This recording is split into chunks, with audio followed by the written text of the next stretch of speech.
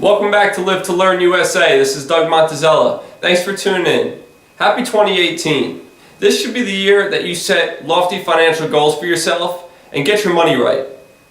One important facet to your financial health is your credit score.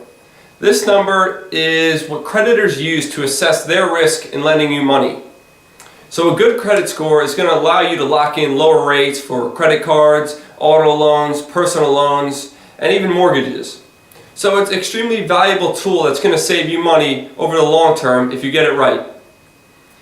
It's kind of funny because even nowadays there's actually some companies who are using your credit score to assess how responsible you are as a person, which it is pretty in line with that. So now let's get into it. So your credit score is going to vary from 300 all the way up to 850. You can check your credit score online by checking into one of the major credit reporting agencies. There's 3 in the United States. You have Equifax, TransUnion, and Experian. It's actually recommended that you go to these sites and check your last year's credit history. It's free to do once a year, and you can check on that report and it's going to show you your entire year's breakdown, how you did on all your payments, and if there's an error on there, you can actually call them and get it fixed. And more likely than not, there's at least one error because there's a ton of information compiled in one location. So those are your 3 credit reporting agencies that creditors go to check your score.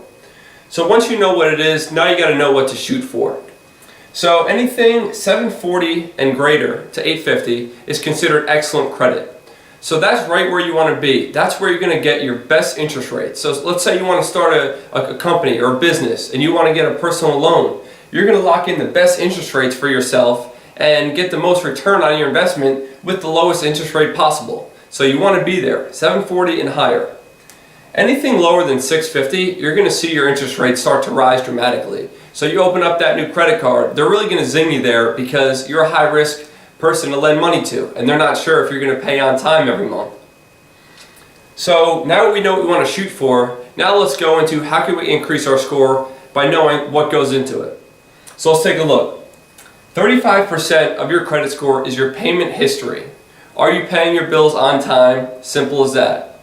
One strategy that you should do that I think is the easiest trick to do to help you with this is utilize easy payments. So you can set up on all your credit cards and utilities auto payments where you put your checking account information in and it'll pull that money from your credit card or your checking account every single month at the exact right time. And it saves you a ton of headaches because life gets busy, you're crazy with work, weekends, there's not a lot of time to squeeze your financial situation into your week.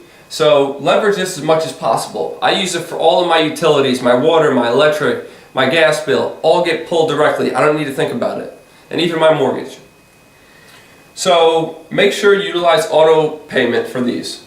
Next up is 30% of your score is actually your credit utilization. So this is simply how much of your available credit are you using. So let's say you have a credit card with $5,000 credit limit. So that's the maximum you can do. And let's say you have a balance of $2,500.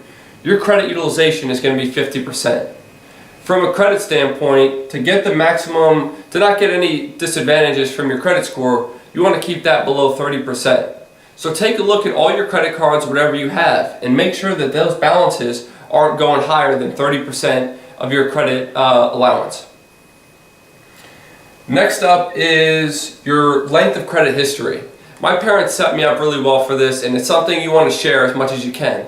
But parents should be setting up credit cards for their kids as early as possible. My mom set me one up at age 18, and what that does is creditors want to see a long length of good history, and the only way to do that is to start early. I had a credit card at 18, doesn't mean I was using it, but it's open, it's assigned in my name, and maybe I had $100 a year tops on it. But the fact that it's open and all those payments were on time is the most important. Because what they're going to do is they're going to take all of your accounts, your credit cards, your mortgages, your loans, and they're going to average how long each of them have been open. And the older that average life is, the better your score is going to be. So if you're any parents out there, open one for your kid. Maybe don't let them touch the card, but make sure it's in their name because then this gets started early. So 10% is new credit. So creditors don't like to see you open up a bunch of new credit cards every month or every few months because that means you're juggling a lot of different credits. So you're going to be less of a priority in payments. So that's what they see from their perspective. That's why you want to limit these to only a few really good credit cards and try to find ones with very high credit limits, because then it'll help you stay below that credit utilization that we talked about before. And last but not least is 10%, and this is types of credit. Creditors love to see different types of credit, so things like mortgages, utilities, student loans, personal loans, a nice mix of different asset credits that show that you can manage a lot of different types and still have a good credit history. So these are what's going to paint the picture every month. So you want to focus on all these areas to really maximize your score this year. It's pretty straightforward, but there's a lot of things that you can do to keep turning the knob and get your credit score up there to save you tons of money over the long term. Thanks for listening, guys. Hopefully this made some sense for you. Let me know your comments or any other tricks that you guys use to increase your credit score. Thanks for listening.